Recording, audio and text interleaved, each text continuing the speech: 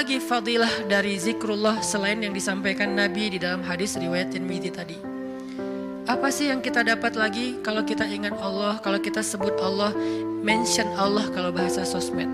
Ada orang gak sepakat dengan istilah mention, emang Allah punya sosmed? Ini namanya tarjamah. Nge-mention Allah itu bahasa Inggris, kemudian jadi bahasa sosial media. Arti nge-mention apa? Menyebut atau memanggil atau apa namanya? Ya mention. Menyebut orang yang dimaksud gitu. Nah, kalau misalnya kita mention Allah dalam aktivitas kita, bismillah. Kan ringan kan? Itu udah zikir loh. Jangan berpikir zikir itu hanya sekedar subhanallah, subhanallah, subhanallah, subhanallah. Enggak, zikir itu yang disebut dengan qiyaman wa qu'udan wa ala junubihim, dalam keadaan berdiri, dalam keadaan duduk, dalam keadaan berbaring. Maksud dari ayat itu tuh total dari daily life kehidupan kita, itu kita bisa zikir sama Allah. Dengan minimal mention Allah dalam setiap aktivitas kita. Memulainya bismillah. Menyudahinya alhamdulillah. Di antara keduanya kita bisa bilang masya Allah, kita bisa bilang subhanallah, kita bisa bilang Allahu Akbar, kita bisa bilang la haula wala quwata illa billah, kita bisa bilang innalillah. Tetapi awal dan akhirnya bismillah alhamdulillah. Kita bisa bilang a'udzubillah. Banyak kalimat. Ustadz, saya gak hafal banyak zikir-zikir yang panjang. Itu adalah pertanyaan Bilal. Ya Rasulullah, saya gak punya dandanah. Dandanah itu wirid kalau bahasa pesantren. Saya tuh gak punya wirid yang panjang seperti Nabi dan Ibnu Abbas. Ibnu Abbas itu sahabat Nabi yang ilmunya banyak. Gimana dong ya Rasul, saya tuh gak punya wirid-wirid yang panjang. Doa saya tuh ya gitu-gitu aja. Zikir saya ya itu-itu aja. Gimana dong ya Rasul? Nabi nanya, emang wirid kamu apa wahai Bilal? Kata Bilal, wirid saya Allahumma inni as'aluka ridhaka wal jannah wa a'udzubika min sakhatika wan nar. 4. Ya Allah, saya minta ridhamu dan surgamu, dan saya berlindung dari kemarahanmu dan nerakamu. 4 hal itu. Nabi tersenyum. Kata Nabi, ya Bilal, wirid kami walaupun panjang kemana-mana, intinya 4 itu juga sama. Ini betapa Nabi itu orangnya tidak mau menyusahkan. Allah tidak pernah menyusahkan hambanya, Nabi tidak mau menyusahkan umatnya. Sama-sama memudahkan. Sehingga walaupun Bilal hafalnya cuma 4 kalimat wirid, kata Nabi, wirid kami yang panjang itu wahai Bilal, yang 1 jam itu intinya 4 juga sama. Sehingga Bilal merasa berbesar hati. Alhamdulillah kalau gitu ya Rasul, gak apa-apa, gak apa-apa. Akhirnya Bilal terus saja wirid dengan wirid itu. Wiridnya Muaz misalnya, Allahumma a'inni ala zikrika wa syukrika wa husni ibadatik. Udah selesai. Siapa lagi? Wiridnya sahabat yang tidak disebutkan namanya tetapi dia dapat banyak kebaikan. La haula wala quwata illa billah. Ringan banget. La haula wala quwata illa billah. Ringan sekali untuk diucapkan. Ada lagi yang lebih ringan. Subhanallahi wa bihamdih. Atau dibalik. Subhanallahil wa bihamdi subhanallahil azim, atau dibalik subhanallahil azim wa bihamdi. Sama-sama kebaikan, cuman beda fadilah. Inilah zikir. Apa yang kita dapatkan dengan zikrullah Ustaz? Apa yang kami dapatkan dengan zikrullah ya Rasul? Apa yang kami dapatkan dengan mengingatmu ya Allah? Selain apa yang digambarkan Nabi tadi. Kata Allah, fadhkuruni azkurukum. Ingat aku ingat kalian. Fadhkuruni azkurukum. Ingat aku ingat kalian. Diingat oleh Allah. Itu yang paling berharga. Diingat oleh Allah. Kapan? Di dunia, ketika Allah turunkan rahmatnya ke muka bumi setiap malam, Allah mengingat kita. Wahai malaikat, jangan lupa rumahnya fulan. Wahai malaikat, jangan lupa fulan bin fulan.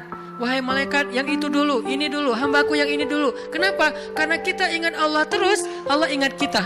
Dan ingat Allah kepada kita tuh wala zikrullahi akbar. Ingat Allah kepada kita itu jauh lebih dahsyat daripada ingat kita kepada Allah. Makanya kalimatnya wala zikrullahi akbar. Ingatnya Allah kepada hambanya itu lebih dahsyat daripada ingatnya hamba kepada Allah. Gimana dahsyatnya? Idza dzakarani fi nafsihi dzakartuhu fi nafsi. Kalau dia ingat aku di dalam dirinya, aku ingat dia dalam diriku, dalam diri Allah. Idza dzakarani fi mala'ih dzakartuhu fi mala'in khairum min. Kalau dia ingat aku dalam majelisnya, aku ingat dia dalam majelis yang lebih baik dari itu. Idza taqarraba ilayya shibran taqarrabtu ilaihi zira'an. Kalau dia mendekat kepadaku sejengkal, aku mendekat kepadanya sehasta. Kalau dia mendekat kepadaku zira'an sehasta, aku mendekat kepadanya ba'an sedepah. Kalau dia datang kepadaku berjalan, aku datang kepadanya berlari. Wala dzikrullahi akbar. Ingatnya Allah kepada hambanya lebih dahsyat daripada ingatnya hamba kepada Allah. Lebih duluan. Makanya kalau kita spontan ingat Allah, Masya Allah, ini nikmat dari Allah. Allah juga akan spontan lebih dahsyat dari itu ingat kita. Nih hambaku, nih hambaku, nih hambaku. Sehingga ketika Allah punya hadiah untuk hamba-hambanya di muka bumi, kita duluan yang diingat. Kesini dulu sebelum yang lain. Kenapa? Fadhkuruni adzkurkum. Ingat aku ingat kalian. Itu satu. Nanti di padang mahsyar, Allah juga akan ingat kita. Di antara sekian miliar hamba-hambanya, jin dan manusia. Kok bisa Allah manggil nama kita? Wala dzikrullahi akbar. Allah itu gak pernah lupa. Allah mengingat kita lebih dahsyat. Sehingga tiba-tiba di padang mahsyar, nama kita dipanggil Allah. Fulan bin Fulan. Labbaika ya Rabbi. Saya ya Allah, ada apa ya Allah? Langsung Allah datangkan kendaraan cahaya. Kita dijemput oleh malaikat dengan keadaan tersenyum. Kemudian kita dibawa di bawah zilalur rahman. Naungan Allah yang maha. Panggil lagi nama yang lain. Fulan bin Fulan. Labbaika ya Rabbi. Aku penuhi panggilanmu ya Allah. Datang masuk dalam naungan Allah. Lalu nanti di surga, Fulan bin Fulan masuk lagi ke surga lebih dulu. Bi ghairi hisab kalau perlu. Tanpa hisab. Wala azab. Dan tidak diazab. Kenapa? Wala zikrullahi akbar. Makanya ingat Allah di dunia. Nanti Allah bakal ingat kita di akhirat. Dan ingat Allah itu lebih dahsyat daripada kita. Itu satu dari makna fadhkuruni adzkurkum. Makna yang lain kata ulama tafsir dari kalimat fadhkuruni adzkurkum, ingat aku ingat kalian. Maksudnya ingatlah aku ketika kalian senang, nanti aku juga akan ingat kalian ketika kalian susah. Itu tafsir kan banyak ya, dan semuanya insya Allah ada argumentasi ilmiah dan dalil. Berarti semuanya bisa dipakai. Bisa ingat di sini artinya kita ingat Allah di dunia, Allah ingat nanti kita di akhirat. Kita ingat Allah ketika dapat nikmat, Allah nanti ingat kita ketika menambahkan nikmat. Atau kita ingat Allah ketika kita senang, nanti Allah akan ingat kita ketika kita susah. Gimana mengingat Allah ketika kita senang? Mudah, bilang aja Alhamdulillah. Gampang kan? Saya nggak mengatakan harus selamatan, potong sekian kambing. Tapi kan itu syukur Ustaz, ya gak apa-apa. Tetapi yang paling ringan dulu kita belajar, yang paling simpel dulu aja deh. Biar kita gak beralasan, susah Ustaz untuk mengingat Allah ketika kita senang. Harus manggil anak yatim, harus bikin selamatan di rumah, riwah. Gak usah riwah-riwah, udah aja bilang Alhamdulillah. Mau lebih panjang dikit, hadza min fadli Rabbi, ini anugerah dari Rabbku. Hadza rahmatun min Rabbi, ini rahmat dari Rabbku.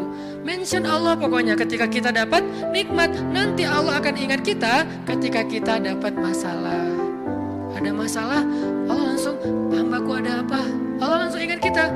Dulu kamu ingat aku ketika aku kasih nikmat. Sekarang kalau kamu ada masalah, aku akan ingat kamu dan membantu kamu dalam menyelesaikan masalah. Fadhkuruni adzkurkum. Itu janji Allah untuk orang yang berzikir. Semudah itu kita melakukannya. Dan sedahsyat itu balasan Allah kepada kita.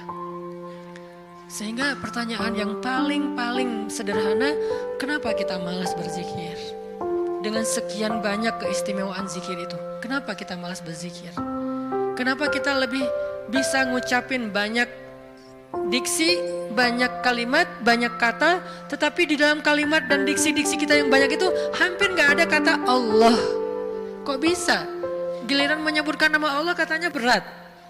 Giliran menyebutkan sekian banyak diksi, kadang-kadang diksinya itu sampai kita tuh artikulasinya nggak jelas, saking bahasanya nggak biasa kita ucapin, tapi kita berusaha biar terkesan ilmiah.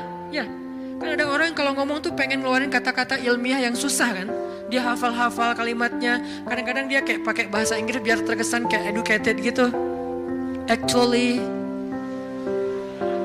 apalagi kayak gitu-gitulah. Dia mencoba untuk mengucapkan kalimat itu seprononnya native speaker biar terkesan dia tuh kayak apa? Kayak orang ilmiah banget, orangnya educated banget. Kalau dia teks, dia pakai teks itu walaupun sering salah huruf misalnya ya. Berusaha kan? Kok mampu gitu. Sedangkan mengucapkan Allah itu tuh prononnya nggak perlu harus fasih-fasih amat. Kalaupun kita salah mengucapkan Allah jadi Allah, karena mungkin kita nggak terbiasa mengucapkan lafzul jalal dengan tafkhim, tetap Allah faham. La tahzan, jangan berkecil hati. Allah faham, karena lafzul jalalah dari kata Allah ini mau gimana-gimanain juga tetap bermakna Allah. Alif lam lam ha. Hilangin alifnya, tinggal lillah. Artinya milik Allah. Hilangin lam pertamanya, bacanya lahu, milik dia, yaitu Allah. Hilangin lam keduanya, tinggal hu, dia satu-satunya, yaitu Allah juga. Jadi tetap bermakna Allah. Sehingga apa susahnya kita bilang Allah? Apa susahnya kita bilang Bismillah? Padahal semua kalimat-kalimat yang berbahasa Sanskerta lah, Inggris lah, Latin lah, apalah bisa kita ucapin. Saya sebagai orang Aceh berusaha untuk menghafal beberapa vocab sampai bisa ngerti bahasa Sunda. Kenapa? Biar nyambung pas ngomong. Kenapa kita nggak mau nyambung dengan Allah? Kalau saya pakai ngeluarin diksi-diksi nyundanya kan jadi kesannya kayak nyambung, akrab. Itu kan bahasa cara kita mengakrabi diri dengan orang-orang yang kita ajak bicara. Kalau kita ngomong dengan orang Jawa, kita mencoba untuk semedok-medoknya biar agak natif Jawa. Ketika kita ngomong sama misalnya orang Medan, kita berusaha untuk gaya-gaya Medan. Kita ngomong dengan orang Padang, kita gaya-gaya Padang. Dengan orang Betawi, gaya Betawi. Kemarin saya ceramah di Malaysia, berusaha untuk Melayu. Yang keluar Ipin Upin. Betul gitu. Pada ketawa mereka, ini Ustadz apa sih gitu. Kenapa? Karena pengen akrab kan dengan mereka. Kenapa sih kita susah banget mau akrab sama Allah, sekedar mengatakan Bismillah, Insya Allah, Masya Allah, Alhamdulillah. Ringan banget sehingga kita akrab sama Allah. Sebagaimana kita akrab dengan hamba Allah, dan kita merasa kalau akrab dengan seseorang, kita akan dapat kebaikan dari orang itu. Minimal penerimaan publik, minimal orangnya mau jadi teman kita, minimal orangnya mau ngobrol sama kita gara-gara kita pakai bahasa yang nyambung dengan dia. Kita terus berusaha untuk akrab dengan makhluk. Apa susahnya kita akrab dengan Khalik? Padahal Allah gak membuat syarat yang rumit agar kita akrab dengan dia. Enggak. Akrab dengan cewek itu susah. Gak modal. Berapa kali traktir belum akrab juga. Hujan-hujanan kayak film India. Ya gak akrab juga. Udah jadi first likers sekian tahun gak akrab juga. Gak di fallback. Itu susah, mau akrab dengan manusia itu susah. Tapi Allah yang jauh lebih berharga daripada apapun memudahkan kita akrab dengan dia. Ketika kita bilang Bismillah, Allah langsung ingat kita. Allah gak bilang, lo siapa? Enggak.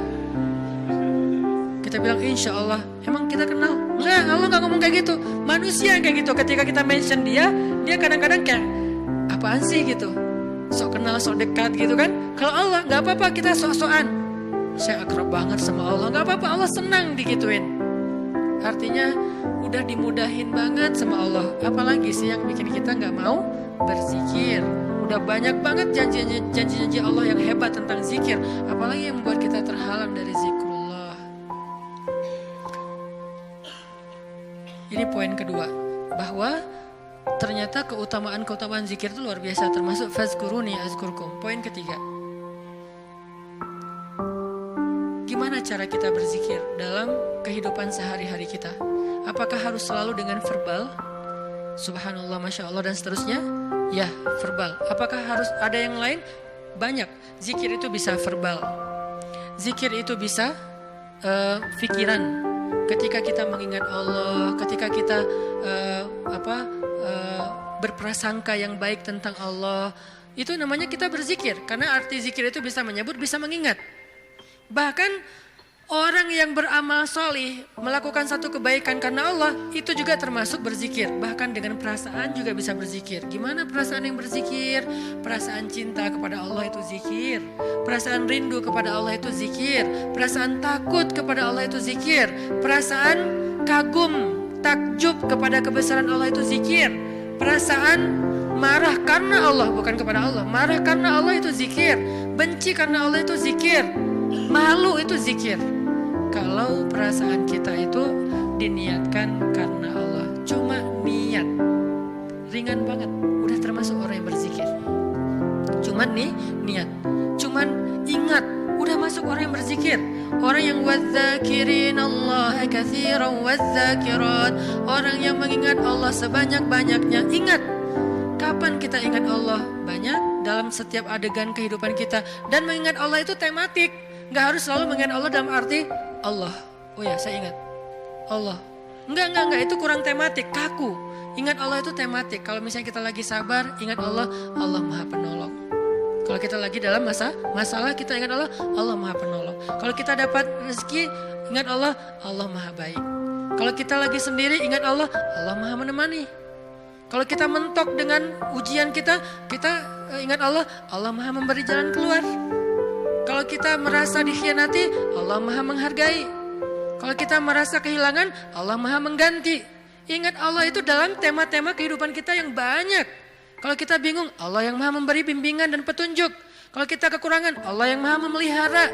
Ingat Allah, kalau bahasa Allah apa? Lagi, Allah terus. Gimana sih? Allah dulu, Allah lagi, Allah terus. Ya gitu deh pokoknya. Allah dulu, Allah lagi, Allah terus. Semudah itu mengingat Allah. Jadi gak perlu ribet. Kita gak perlu mention Allah pakai underscore terus lupa di depannya ntar ketukar sama yang fake. Gak gitu kan ya? Itu mah sosial media. Kalau kita gak tahu dan gak hafal akunnya, apalagi gak follow, gak akan dimunculin kan pas kita ngetik gitu kan. Tersalah lagi, udah capek-capek story ternyata salah dan gak bisa diedit, akhirnya hapus semua. Allah tuh gak kayak gitu, gampang. Ingat aja. Ketika kita ingat Allah, saat itu juga Allah ingat kita. Ana inda dhanni abdi bi, aku tergantung prasangka hambaku kepadaku. Jadi kalau kita pengen Allah ingat kita, ingat Allah. Langsung saat itu juga Allah ingat kita. Langsung. Sehingga ketika Nabi dan Abu Bakar terkurung di dalam gua Thur, Abu Bakar sempat lupa, manusiawi. Gara-gara khawatir terhadap keselamatan Nabi, Abu Bakar mengatakan, ya Rasulullah kita cuma berdua. Lupa, harusnya bertiga. Ya Rasulullah kita cuma berdua, ya Rasulullah kita cuma berdua. Musuh kita banyak, gimana ini? Nabi mengatakan, ma dhannuka bisnain, Allahu salisuhuma. Kenapa kamu pikir berdua ya Abu Bakar? Bukankah Allah yang ketiga? Baru kalau udah ingat Allah, la tahzan, innallaha ma'ana. Udah gak usah khawatir Abu Bakar, Allah bersama kita. Ketika Nabi berprasangka Allah bersama kita, maka Allah persis seperti persangkanya bahwa Allah bersama mereka. Langsung Allah palingkan wajah musuh-musuhnya dari melihat ke bawah. Gak ngelihat ke bawah, ke semua arah dilihat kecuali ke bawah. Ngelihat ke atas, ada gak di tebing atas? Gak ada. Ngelihat ke depan, di balik bukit ada nggak? Nggak ada. Ngelihat ke kiri, di sebelah sana ada nggak? Nggak ada. Lihat ke kanan, di ujung sana ada nggak? Nggak ada. Di belakang, mungkin mereka udah lari, nggak ada. Semua arah dilihat, tapi ke bawah nggak. Kenapa? Allah yang mengarahkan pandangan mereka. Kenapa Allah arahkan pandangan mereka? Karena Allah terlibat dalam urusan itu. Kenapa Allah terlibat? Karena hambanya berprasangka Allah bersama kita.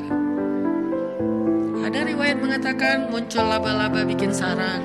Ada riwayat mengatakan muncul merpati bikin sarang di situ. Tetapi riwayat yang paling kuat, walaupun kita respect dengan semua pendapat ulama, tapi yang paling kuat di antara semua pendapat itu, memang Allah palingkan wajah mereka untuk tidak melihat ke bawah. Padahal kalau mereka ngelihat gini aja, nggak usah ngintip jauh-jauh. Cuman gini doang, udah kelihatan tuh di bawah. Karena guanya bukan gua, lubang kecil. 2 orang duduk di situ sempit. Kalau mereka ngelihat ke bawah kayak gini, gua tahu nih, ini kaki siapa nih? Ketahuan, kelihatan. Kenapa sih nggak ngelihat ke bawah? Padahal ngelihat ke bawah itu sesuatu yang paling mudah dan kita sering banget ngelihat ke bawah. Tapi di waktu itu benar-benar nggak kelihatan ke bawah. Semua ngelihat muter sampai mereka munyer, sampai mereka pusing. Tapi ke bawah enggak. Luar biasa ya. Berarti Allah bersama Nabi dan Abu Bakar. Kenapa? Karena Nabi mengatakan Allah bersama kita. Jadi saat kita ingat Allah, saat itu juga Allah ingat kita. Sehingga teman-teman, poin ketiga ini mudah-mudahan menjadi penyempurna dari booster kita, 1 hour booster, bukan 1 minute mungkin. Tentang amalan yang paling baik, amalan yang paling istimewa, amalan yang paling disukai Allah, amalan yang paling berharga, yaitu zikrullahi ta'ala, menyebut nama Allah, mengingat Allah, berserah kepada Allah Subhanahu wa ta'ala. Mudah-mudahan kita termasuk orang yang bisa banyak zikir setiap harinya. Kalau lagi sedih, panggil Allah. Ya Allah, saya lagi sedih. Sebelum kita panggil, ya netizen, panggil Allah dulu. Jangan panggil netizen, karena dia tuh sok tahu, sok benar. Maha tahu, kalau mau bilang maha nggak boleh. Sok tahu, sok benar. Benar terus, nggak pernah salah, kita yang salah. Dan dia lebih tahu masalah kita daripada kita sendiri. Nah itu netizen, makanya jangan ngomong ke netizen. Jangan ngomong ke grup dulu, teman-teman, geng, aku lagi ada masalah nih. Sebelum ke yang lain, bahkan sebelum ke pasangan halal kalau kita udah punya pasangan, sebelum kita ke orang tua kalau kita masih punya orang tua, bilang, ya Allah, harus Allah dulu. Kenapa? Karena cuma Allah yang tahu jawabannya. Yang lain itu nggak tahu kalau Allah nggak ngasih tahu. Dia tuh nggak tahu, terbersit pun nggak di kepala dia kalau Allah nggak titip di kepala dia untuk kita. Jadi Allah dulu, ya Allah, saya lagi ada masalah. Ya Allah, hutang saya gede. Ya Allah, saya baru ditolak. Ya Allah, saya baru ditinggalin. Ya Allah, saya dimarahin. Ya Allah, ya Allah, ya Allah. Ya Allah, panggilan yang paling istimewa. Ya Allah, sebelum yang lainnya. Kita biasakan itu ya dalam kehidupan sehari-hari kita, ya Allah, ya Allah. Jadi kayak akrab gitu sama Allah. Mudah-mudahan dengan kita akrab, Allah juga sayang sama kita. Sehingga kalau kita lagi lemah, setan datang ngegodain kita untuk berbuat dosa, gak berkuasa, kita nolak hawa nafsu, Allah yang nyelamatin kita, bukan diri kita. Kenyataannya manusia itu dhaifah, lemah. Lalu datang setan ngegoda-godain kita kayak berat banget, gak mampu, Allah yang akan nolongin kita.